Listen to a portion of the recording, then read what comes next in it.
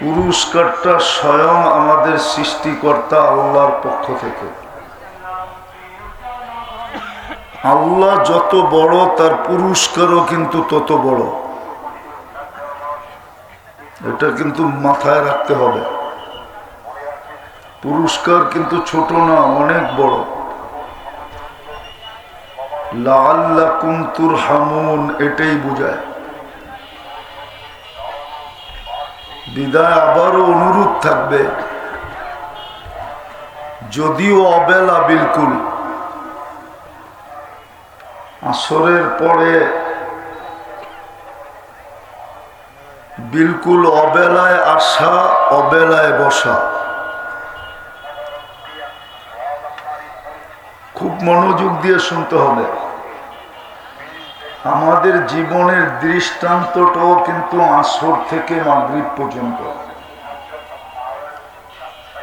আমাদের জীবনের দৃষ্টান্ত হাদিসের আলোকে আসর থেকে মাগরিব পর্যন্ত। এই উম্মত এতটুকুই সময় পাবে। আসর থেকে যেরকম দ্রুত গতিতে মাগরিব আসে, ঠিক আমাদের জীবনের উদাহরণটাও হাদিসের আলোকে ঠিক এতটুকু। কিন্তু জীবনটা এতটুক হলে কি হবে? আসর থেকে মাগরিব। আমাদের দেশে আসর থেকে মাগরিব বা দুনিয়াতে আসর থেকে মাগরিব খুব অল্প সময়। শীতের দিন হলে তো আসর পড়া বাহির হইতে হইতে আবার মাগরিবের জন্য ওই রাস্তা দিয়ে পিছে ব্যাক করতে হয়। বিদায় আমাদের জীবনের দৃষ্টান্ত কিন্তু আবারও বলতেছি, হাদিসের আলোকে এতটুকু। কিন্তু এতটুকু হইলে কি হবে? সারা দিনের পরিশ্রমে যতটুক মূল্য মিলবে, আমাদের এতটুক সময়ের পরিশ্রমে এর চেয়ে কোটি গুণ বেশি মিলবে। আর এই কোটি গুণ মিলার জন্যই, কোটি গুণ মিলবে কি করে? সারা দিনের মজদুরি তো মিলবেই, বরং এতটুক সময়ই যদি মূল্যায়িত করা হয়, মূল্যায়ন করা হয়, এতটুক সময়কে যদি কাজে লাগানো হয় সঠিকভাবে, সঠিক পদ্ধতিতে, খুব মনোযোগ কিন্তু যুবকদেরকে বলতেছি, তাহলে সারা দিন পরিশ্রম করার পরে ফজর থেকে জোহর পর্যন্ত যেই দল পরিশ্রম করলো, জোহর থেকে আসর পর্যন্ত যেই দল পরিশ্রম করলো, এই দুই দল যতটুকু না পাইল, আমাদের তো পাওয়ার উচিত ছিল শুধু আসর থেকে মাগরিব পর্যন্ত এই সংক্ষিপ্ত সময়। কিন্তু না, দুই দল যতটুকু পাইল, আমরা এর চেয়েও কোটি গুণ বেশি পাব যদি এই সংক্ষিপ্ত সময়টাকে মূল্যায়ন করতে পারি। ওই মূল্যায়ন করার জন্যই অল্প সময় যেন মূল্যায়ন করতে পারি, অল্প সময়ের ভিতরে যেন মূল্যায়িত হতে পারি, দামি হতে পারি, গন্তব্যে যেন পৌঁছা সহজ হয়, আমরা যেন গন্তব্যে পৌঁছতে পারি। এই উম্মতের গন্তব্য কিন্তু জান্নাত। এই উম্মত জান্নাতের জন্যই তৈরি। আমাদের যত ফুর্তি আছে সব জান্নাতে হবে। যদিও জান্নাত এই জাতি চিনে, আমরা চিনি না।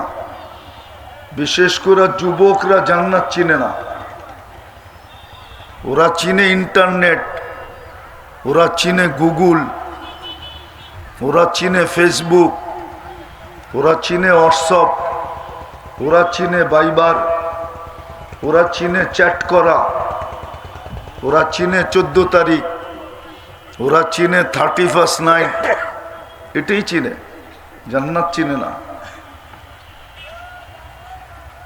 আমার সমাজই জান্নাত চিনে না।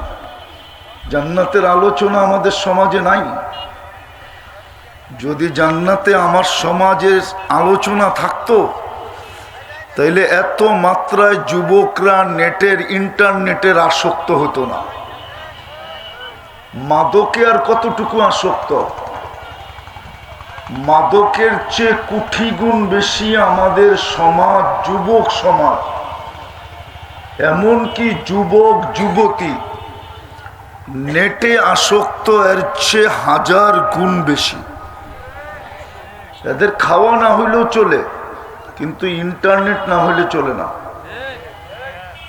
ওয়াইফাই না হইলে চলে না, বাড়ির পাশের ওয়ালার পাসওয়ার্ড না হইলে চলে না, অথবা বন্ধুর হটস্পট না হইলে চলে না। সত্য তো? খাওয়া না হইলে চলে, 2 বেলা খাওয়ান না দেন, আপত্তি নাই, কিন্তু ইন্টারনেট থাকতে হবে, নেটের সংযোগ থাকতে হবে। বিদায় আমি তো মনে করি যুবকরা মাদকের চেয়ে কোটি গুণ বেশি ইন্টারনেটে আসক্ত। কিন্তু এরা জানেও না যে ইন্টারনেট এদের যৌবনকে মাটিতে মিশাইয়া দিতেছে, এটা এরা জানে না। আমার সমাজের শিক্ষিত লোকেরা এটা বলে না, সুশীল যারা নিজেদেরকে বলে ওরাও বলে না, বুদ্ধিজীবী যারা পরিচয় দেয় ওরাও বলে না,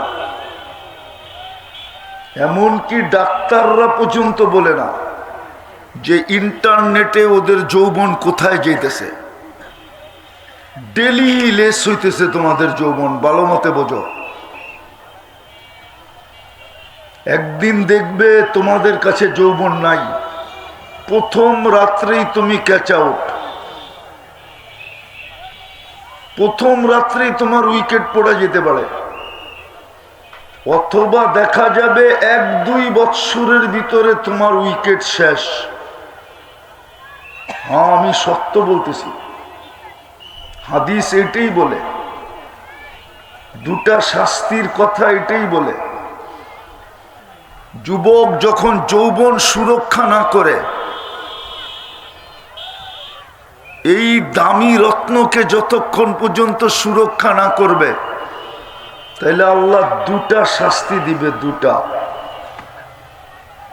অল্প বয়সে যৌবন চলে যাবে, এটা দুনিয়ার শাস্তি 2টা। অল্প সময়ের ভিতরে তার যৌবন বিলুপ্ত হয়ে যাবে। কেন এই যুবকরা ডেলি হট হয় না হইলেও 20 বার। হট বোঝো? মনে হয় বোঝো না। 2-4-20 বার ডেলি এরা গরম হয়, 4জন 5জন মিলা নেটে দেখতে থাকে, আর গরম হইতে থাকে। ঠান্ডা হওয়ার পদ্ধতিও এদের কাছে আছে। কেমনে ঠান্ডা হবে? তো মোবাইলে টাচ করে চুনা দিয়া ঠান্ডা হয়। জিগান,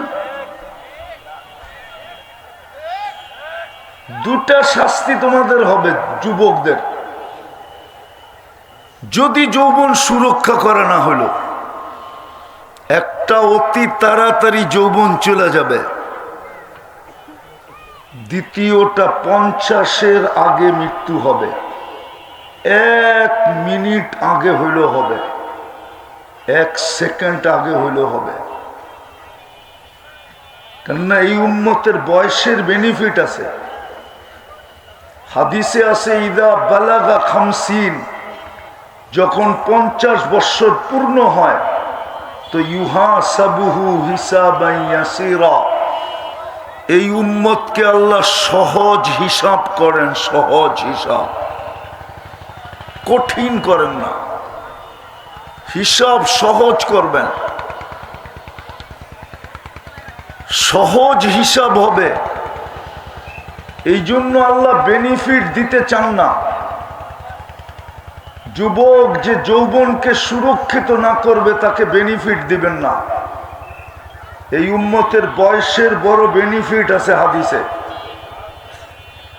40 থেকে শুরু হয়, 90 পর্যন্ত পৌঁছে বেনিফিট আছে। প্রত্যেক 10 বছরে বেনিফিট, পদমর্যাদা। 40 বছরে পৌঁছলে আর 45 পর্যন্ত যদি সুরক্ষিত হয়, 15 থেকে নিয়ে 40 পর্যন্ত 3টা রোগ আর হবে না। সে পাগল হবে না, শ্বেতরোগ হবে না, কুষ্ঠরোগ হবে না। 50-এ পা দিলে কঠিন হিসাব হবে না। 60-এ পা দিলে ফেরেশতা তার বন্ধু হবে। 70-এ পা দিলে আল্লাহ তার প্রত্যাবর্তনের আকাঙ্ক্ষী হবে। 80-তে পা দিলে গুনাহ লেখা হবে না। 90-তে পা দিলে আগের পিছের গুনাহ মাফ। বিদা আমি যেটা বুঝাইতেছিলাম, অল্প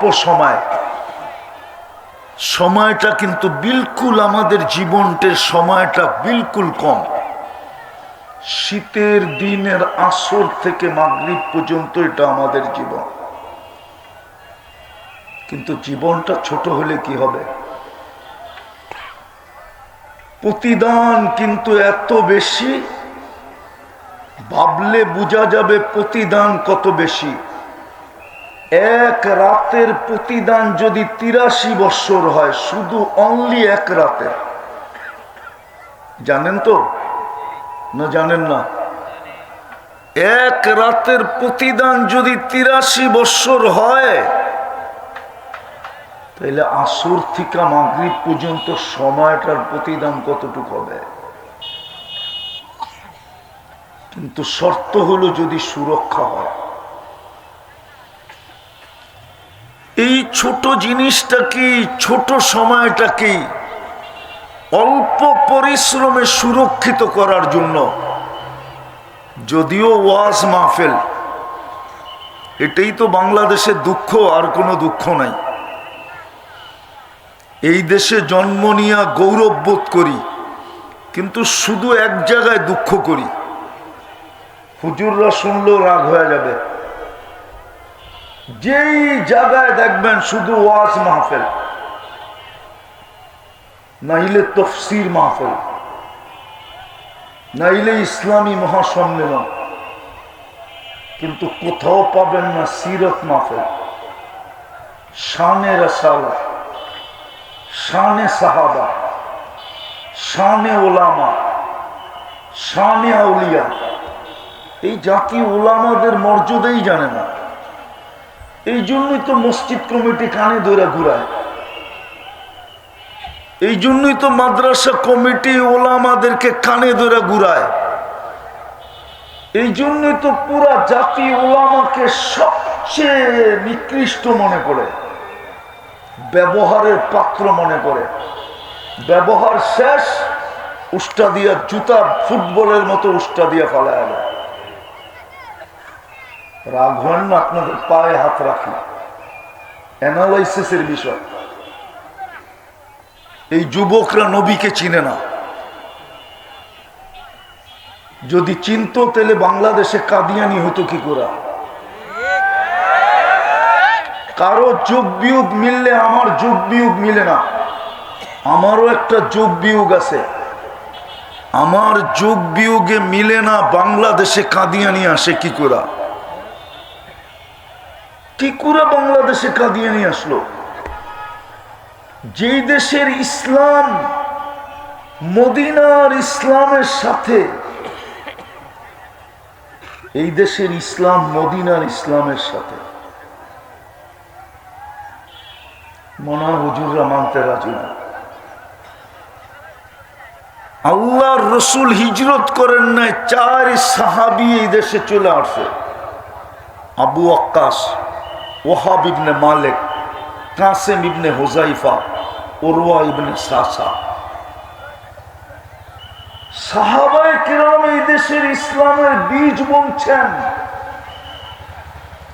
আউলিয়ায়ে কিরাম আয়েশা পরিচর্যা করছেন, ফুলাইছেন, ফলাইছেন। আজকে 90% মুসলমান এই দেশে, কিন্তু বীজ সাহাবায়ে কিরামের হাতে। ওই দেশে কাদিয়ানি আসে কি করে?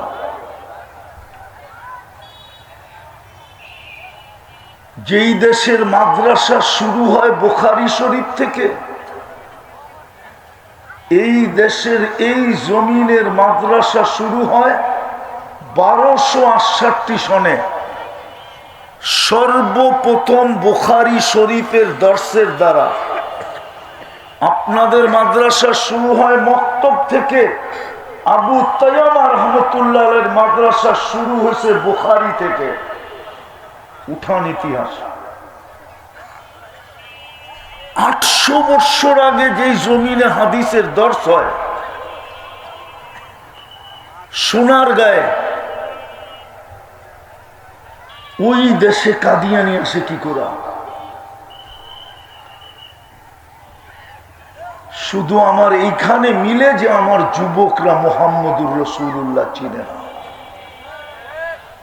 যদি চিনতো তাইলে এই দেশে কাদিয়ানি আসার সুযোগ ছিল না। কাদিয়ানি তো টাঙ্গাইলের কোনো গ্রামের নাম না, না কাদিয়ানি কোনো উত্তরবঙ্গের একটা থানার নাম। কাদিয়ানি তো ইন্ডিয়ার সেই পাঞ্জাবের একটা গ্রামের নাম।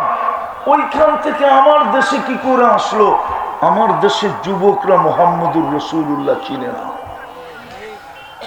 ওরা জানে না 23 বছর ওদের জন্য চোখের পানিকে ঝরাইছে। ওরা জানে না, ওরা জানে না দুনিয়ার থেকে বিদায় কালে, বিদায় লগ্নে চোখের পানি জড়াইতে জড়াইতে কে ইলা রফিকুল আলা পড়ছেন, আল্লাহ সান্নিধ্যে পড়ছেন চোখের পানি জড়াইতে জড়াইতে। এই যুবকরা জানে না।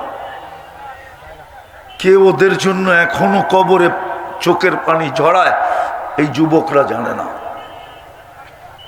কে কবর থেকে কাঁদতে কাঁদতে উঠবে?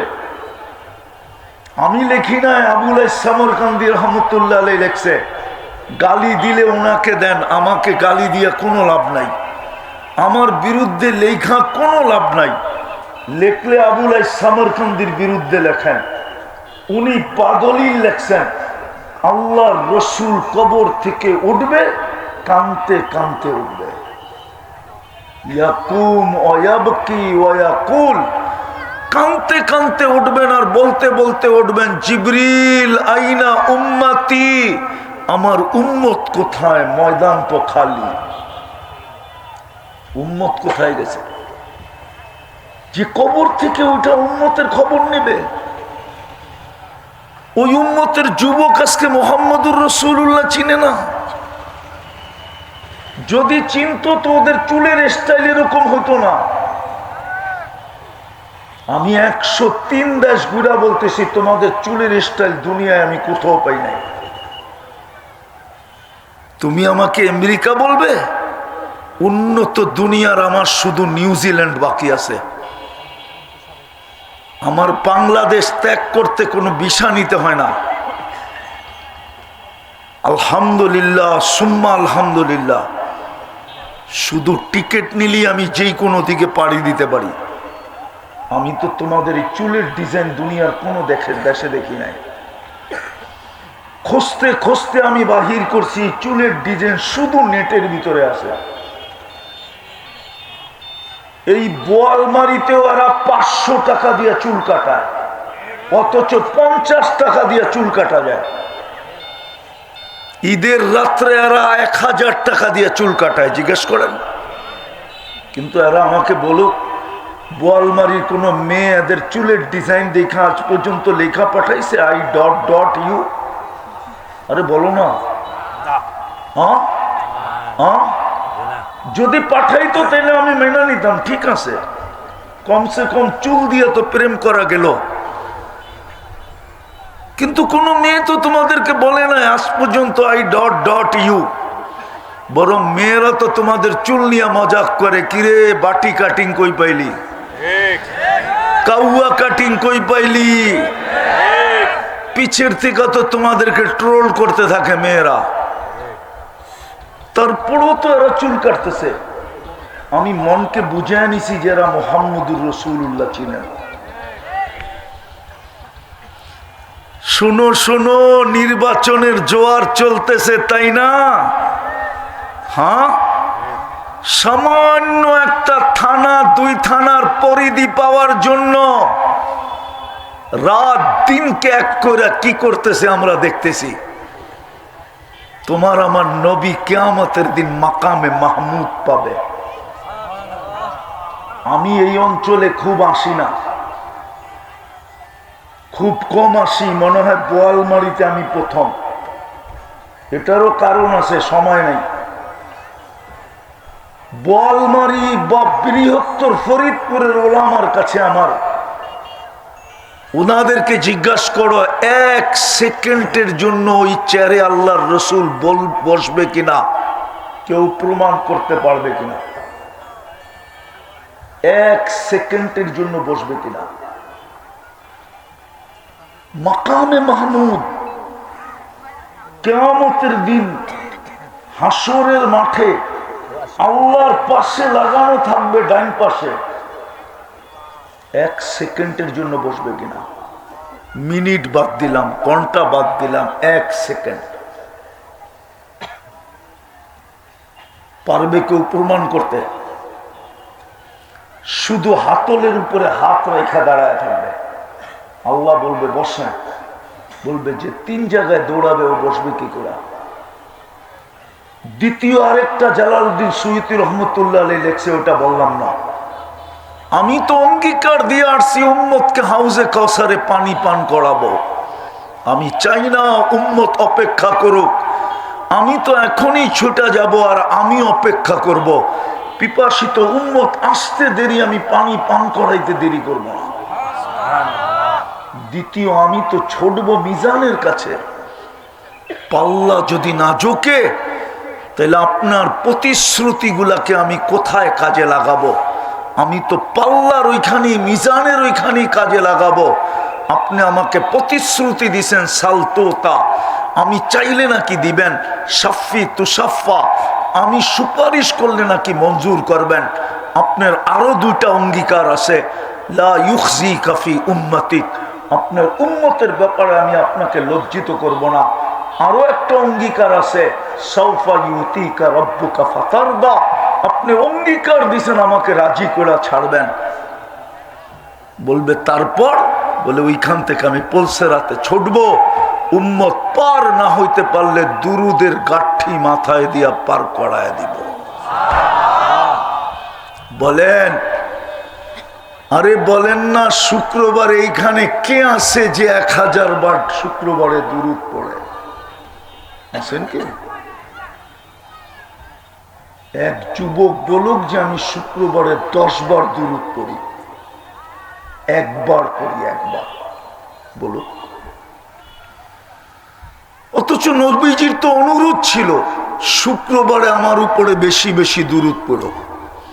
তো আমি যেটা বুঝাইতেছিলাম, আমাদের জীবনের দৃষ্টান্ত আসর থেকে মাগরিব, এতটুকুই আমাদের এই ছোট জীবনটা।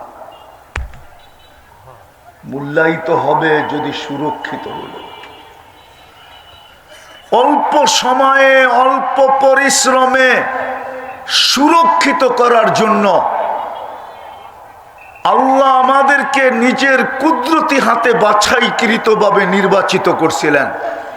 হুয়াজতাবাকুম, আমরা বাছাইকৃতভাবে আল্লাহর কুদরতি হাতে নির্বাচিত ছিলাম মুহাম্মদুর রাসূলুল্লাহর জন্য। আর মুহাম্মদুর রাসূলুল্লাহ প্রেরিত ছিল, নির্বাচিত ছিল আমাদের জন্য। উনিও আমাদের জন্য, আমরাও ওনার জন্য। যেন কম সময়ের ভিতরে অল্প পরিশ্রমে, কম সময়ে অল্প পরিশ্রমে ওই পুরস্কার লাভ করতে চাই যেটা আল্লাহ আমাদেরকে দিতে চান, যেই মূল্য আমাদেরকে দিতে চান। আমি তো মনে করি এই উম্মতের মূল্যের জন্য কোরআনের 2টা শব্দই যথেষ্ট। কুনতুম খায়রা উম্মত রেখেই দিলাম, শুধু 2টা শব্দই যথেষ্ট। শুহাদা আলান নাস, এতটুক যথেষ্ট। এই উম্মতকে কিয়ামতের দিন আল্লাহ সমগ্র মানব জাতির উপরে রাজ সাক্ষী হিসাবে দাঁড় করাবে। দেখেন না, রাজ সাক্ষী হইলে শাস্তি কমে যায়, মনে হয় দেখেন না? রাজ সাক্ষী হইলে কি হয়? শাস্তি। বর্তমান প্রেক্ষাপটে রাজ সাক্ষী হয়েছিলেন পুলিশ সুপার, আইজিপি, ওনার শাস্তি কমে গেছে। আরে যুবক বুঝতেছ কয়টা কাজ? ভালো মতে বলো, একটা কাজ যদি উন্মত করত, সারা রাত্র কি গুনাহ করলো, কতগুলা করলো, কত বড় করলো, এটা আল্লাহর কাছে বিষয় ছিল না। আল্লাহর কাছে বিষয় ছিল সূর্য উঠতে দেরি, হাত দুটা উঠায়া মাপ চাইতে দেরি করে নাই। শুধু এটা আল্লাহর কাছে এই উম্মতের জন্য বিষয় ছিল।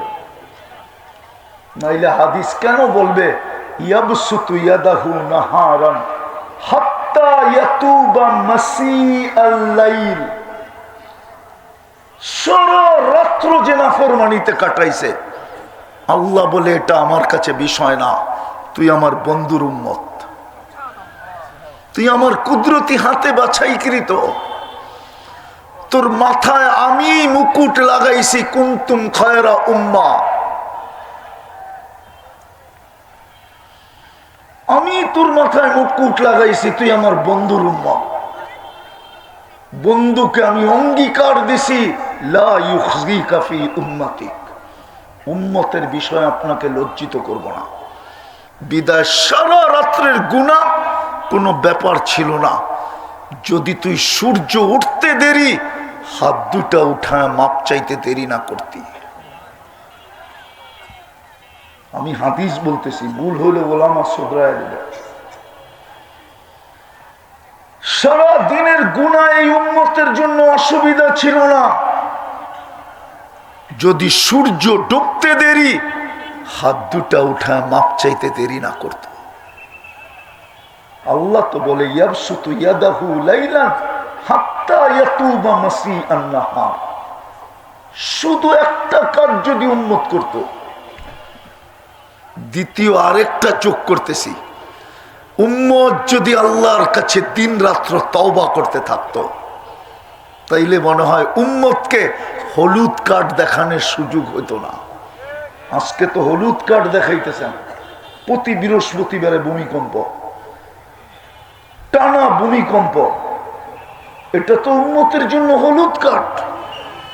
লাল কার্ড দেখায় না দেন, যুবক অপেক্ষা করো, লাল কার্ড না দেখায় দেন। আল্লাহ ইঙ্গিত দিছে লাউ আমারতুল আরদা লাবতালা আতকা ফি বাতনিহা, আমি জমিনকে হুকুম দিতে দেরি তোকে পাটা নড়াইতে পর্যন্ত দিবে না, এর আগে পেটে নিয়ে নিবে। শুধু জমিনের কথা বলেন না, লাউ আমারতুল বাহরা লা আগরাকাতকা ফি কারিহা লাউ আমারতুল মালাইকা লা আহলাকাতকা, সমুদ্রকে হুকুম দিলে তোকে তলদেশে নিয়ে যাবে, ফেরেশতাকে হুকুম দিলে জায়গাটা জায়গায় সাইজ করবে। আর আল্লাহ আমাদের মুহতাজ না, কোরআন এটাও বলে দিছে ইয়াস্তাবদিল কওমান গায়রাকুম। ও যুবক, তোমরা যদি ব্র্যান্ডের মোবাইল চেঞ্জ করতে পারো, ব্র্যান্ড চেঞ্জ করতে পারো, মা বোনরা যদি গড়ের খাট এদিক থেকে ওদিক নিয়ে ঘরটাকে, গড়ের কি বলে এটাকে, গড়ের সৌন্দর্যকে চেঞ্জ করতে পারে, তোমরা যদি বৎসর 5 বৎসর পরে ফার্নিচার চেঞ্জ করতে পারো, তো আমি তোমাদেরকে চেঞ্জ করতে পারবো না কেন? কোরআন তো বলে ইয়াস্তাবদিল কওমান গায়রাকুম, আমি 600 কোটি রেখা দিছি রিজার্ভে। 600 কোটি ওটা কাফের আমি মানি, কিন্তু ওটা রিজার্ভ ফোর্স। আল্লাহ বলে আর 850 কোটি মানুষ, 250 কোটি মুসলমান, 600 কোটি রিজার্ভে আছে। বাংলাদেশের লিস্টের সৈনিকের, ঘোষণার সৈনিকের চেয়ে রিজার্ভের সৈনিক কয়েক গুণ বেশি থাকে, যদিও কেউ জানে না। আল্লাহ বলে 600 কোটি আমি রিজার্ভে রেখা দিছি, তোমাদেরকে চেঞ্জ করে দিমু, ইয়াস্তাবদিল কওমান গায়রাকুম ফালা ইয়াকুনু আমসালাকুম। ওরা তোমাদের মতো নিমক হারাম হবে না, তোমাদের মতো হতবাগা হবে না, তোমাদের মতো কপাল পোড়া হবে না, তোমাদের মতো অকৃতজ্ঞ হবে না। মুহাম্মদুর রাসূলুল্লাহ মিলল, কোরআন মিলল, হায় হায় হায় হায়, তারপর উম্মতের যুবকের এই দশা। কালকে কি মুখ দেখাবো আল্লাহকে? আর একটা কাজকে যোগ করতেছি, আর একটা কাজ যদি উম্মত করত, একটা হলো তওবা। সূর্য উঠতে দেরি, তওবা করতে যদি দেরি না করত, সূর্য ডুবতে দেরি, তওবা করতে যদি দেরি না করত। আর দ্বিতীয় বলতেছি, আজানের আওয়াজ শুনতে দেরি, মসজিদে আসতে যদি দেরি না করত। আরে ফরিদপুরও প্রবাদ বাক্য আছে, শ্বশুর বাড়ি মধুর হাড়ি, নিত্য গেলে জাটার বাড়ি। শ্বশুর বাড়িও তো নিত্য যাওয়া যায় না, চাই সে হুজুর হোক আর টুজুর হোক। হুজুরও ভাবে জামাই ডেলি আসে কেন, ডেলি ওরে আমি আপ্যায়ন করবো কি করা? আল্লাহ তো ডেলি 5 বার ডাকে। যুক্তি যুক্তি যুক্তি। আমি জানি বোয়ালমারির ধনীরা বোয়ালমারিতে থাকে না, থাকে কোথায় থাকে? আরে বলেন না, জোরে বলেন। শহরে থাকে কেন? ওকে আল্লাহ পয়সা দিছে বিদায় ও উন্নত পরিবেশে চলে গেছে, ঠিক না? ছেলে পেলে উন্নত হবে, উন্নত জায়গায় বিয়ে শাদী হবে, উন্নত মানুষের সাথে সম্পর্ক হবে, নিজেকে উন্নত বলে পরিচয় দিতে পারবে। হাজারো সুবিধা ভোগের জন্য উন্নত এলাকায় চলে গেছে। আল্লাহ কি ভিখারি না গরিব? আল্লাহ ভিখারি? আল্লাহ গরিব? তাইলে নিজের ঘরটা আপনার বোয়ালমারিতে কেন দিল? দলিল বাদ আমাকে যুক্তি দিয়ে বুঝান, কেন দিল? আপনার গ্রামে গ্রামে মসজিদ কেন দিল? ঘর কেন দিল? বুঝান। আমার কাছে তো শুন নাই, আমারটা বোঝেন, বুঝান কেন দিল? আল্লাহ আমাদের দিকে তাকায় দিছে, বন্দার দিকে, উম্মতের দিকে তাকায় দিছে। তোর বাড়ির দরজায় মসজিদ লাগায় দিলাম, আমার ঘর 2 কদম দিয়ে যেন তুই জান্নাতের চাবি নিতে পারিস, এই জীবনটাকে দামি করতে পারিস। যতবার আসবি ততবার আমি তোর গলায় মালা পরাবো। ওয়াজাবা আলাল মাজুর আন ইউকরিমা সায়ের। আল্লাহ বলে যতবার আমার ঘরে পা দিবি ততবার আমি সম্মানের মালা পরাবো। হুজুরদেরকে বইলা দিছে, ইমাম সাহেবকে বইলা দিছে, যাকে বেশি বেশি মসজিদে আসতে দেখো তাকে সার্টিফিকেট দিয়ে দাও। আমি শেষ জায়গায় চলে আসছি, যদি 5 ওয়াক্ত নামাজ পড়তাম, এই 2টা কাজই যদি উম্মত করত, তাইলে আজকে উম্মতের এই দুর্দশা চোখে দেখতে হতো না, ফিলিস্তিন নিয়ে কাঁদতে হতো না, বাংলাদেশও কোনোদিন কাদিয়ানি পা রাখত না। একটার পর একটা দেশ মাটির সাথে মিশত না। এই জন্য যুবক, তোমাদেরকে একটা কথা বলে শেষ করতেছি, সারা দিন রাত তুমি কি করলা এটা আমার বিষয় না, 2টা কাজ করতে পারবা ইনশাআল্লাহ? আরে পারবা ইনশাআল্লাহ? পারবা 2টা কাজ করতে? কে কে অঙ্গীকার করতে পারো যে আমি পারবো? হ্যাঁ, নামাও। আমি কমায় দিলাম 2 বেলা না, যখনই ঘুমাইতে যাবে প্রথম কাজ, যখনই ঘুমাইতে যাবে তখনই আল্লাহর কাছে মাপ চায় ঘুমায়। পারবা ইনশাআল্লাহ? পারবা? শয়তান মনে নাও রাখতে দিতে পারে। তোমাকে একটা বুদ্ধি শিখাই, যেখানে তুমি ঘুমাও একটা কাগজে লেখা রাখা, কাগজে লেখা ওইখানে লাগায় দাও, এতটুকু লেখো যে আমি ঘুমার সময় মাপ চায়া ঘুমাবো। আপনাদেরকে বলতেছি লেখা ওইটা রেখা দেন, ওইখানে লাগায় রাখেন। যখন খাটার চকির কাছে যাবেন তো চোখে পড়বে, স্মরণে চলে আসবে, হাত দুটা উঠায় ঘুমায়া যাও। হতে পারে একদিন ঘুমাবে আর উঠবে না, সুযোগ তোমার হাতের থেকে চলে যাবে। ওই বুজুর্গের কথা সত্য হবে যে আমি তো কবরে দেখতেছি 24 ঘন্টা মাপ চাইতেছে, আল্লাহ একবারও তাকায়া দেখে না। আর দেখবে তো দেখবে কি করে, 24 ঘন্টাই তো আল্লাহ মাপ করার জন্য ডাকতো, ও তো দুনিয়ায় থাকাকালীন কখনো তাকায়া দেখতো না। পারবা? আরে বুঝলেন? পারবো ইনশাআল্লাহ। যখনই ঘুমাইতে যাব তখনই কি করব? মাপ চায়া ঘুমাবো। আর আজকের থেকে নামাজ ছাড়বো না। ওয়াদা? ওয়াদা পাক্কা? পাক্কা। তাইলে এই ছোট জীবনটা গড়া যাবে, মিলবে জান্নাত। সব রাখা আছে যুবক, একটু অপেক্ষা করো, সব। জান্নাত খোলার তো সময় নেই, আজান এখনই হবে, এই জন্য সব রাখা আছে, একটু সবুর করো। জান্নাত সবুর করতেছে, তুমি একটু সবুর করো, একটু ধৈর্য ধরো, সব রাখা আছে। 14 তারিখও রাখা আছে, গানও রাখা আছে, নাচও রাখা আছে, যা চাবে তা রাখা আছে। পড়বে তো নামাজ ইনশাআল্লাহ। আল্লাহ আমাদেরকে আমল করার তৌফিক দান করেন।